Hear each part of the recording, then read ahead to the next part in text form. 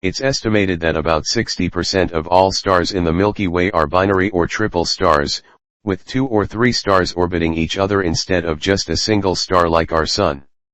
Our nearest cosmic neighbor, Alpha Centauri, is in fact a triple star system.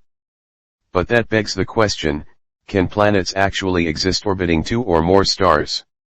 And can life exist around a binary star? If we want to build a binary star, we first need to build 2 stars. For the sake of simplicity, let's go with 2 G-type Sun-like stars that form together. If we want stable habitable zone planets to orbit both stars, we need their orbital distance to be as close as possible, let's say 0.1 AU. At this distance, these 2 stars will orbit their center of mass, also known as the barycenter. Their orbital eccentricity should be as low as possible. Ideally they should orbit on almost perfectly circular orbits. When calculating the system's habitable zone, just add the luminosity values of the stars to get the total luminosity, and use this value. Take the square root, and multiply it with 80% for the inner and 170% for the outer edge. Now, it's time for some planets.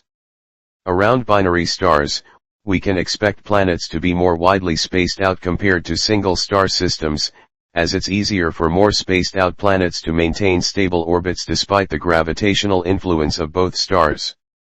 I'll go with this type of planetary setup, 5 planets in total, 2 of them in the habitable zone. The first planet is a dead, barren wasteland, that orbits way too close to the 2 stars to retain any significant atmosphere. 5 times the separation of the 2 stars is a far enough distance to ensure orbital stability, but we can expect temperatures to vary between scorching hot during the day and bone-chilling cold during the night. Not a good place for life to evolve. The next planet is a super hot hell world, similar to Venus. The atmosphere is so thick that it's impossible to see the stars in the sky. It would be impossible to distinguish between day and night on this planet.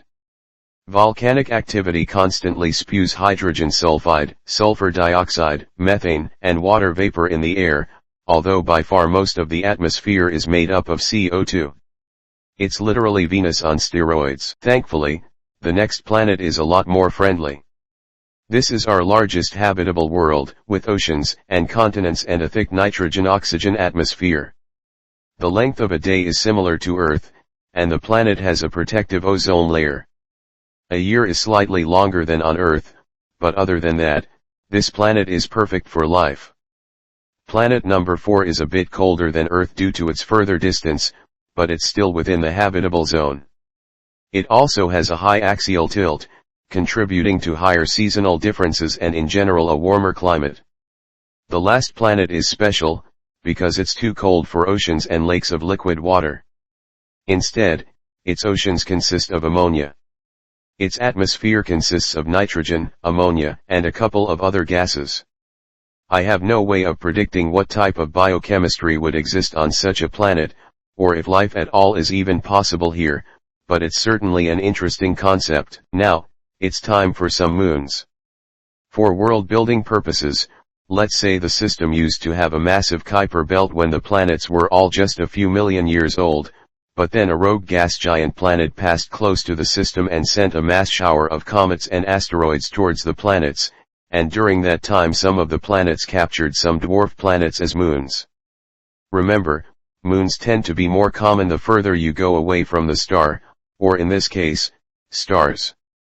Keeping that in mind, the first 2 planets will have no moons, the third planet will have 1 captured dwarf planet moon, the fourth will have 2 captured dwarf planet moons, and the last one will have a bunch of small captured asteroid moons. But what if we wanted to add another star? Buckle up, because things are about to get even more complex. When 3 or more stars share the same system, they are divided into hierarchical tiers. Basically, 2 stars orbit each other, and then a third star orbits the binary pair, which acts like a single star.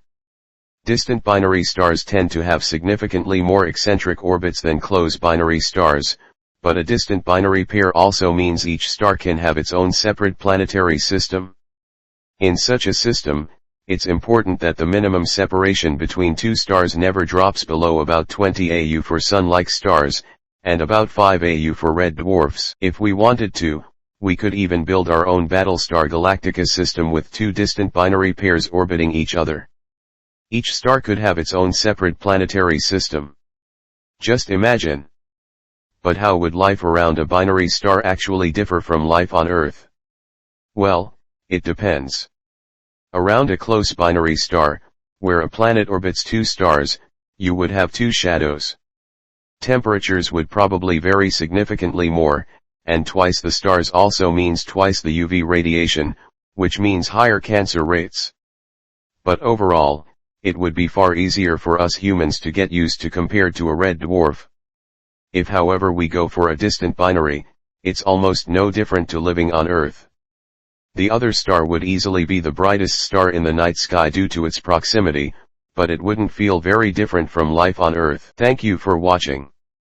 I hope you could learn something from this video.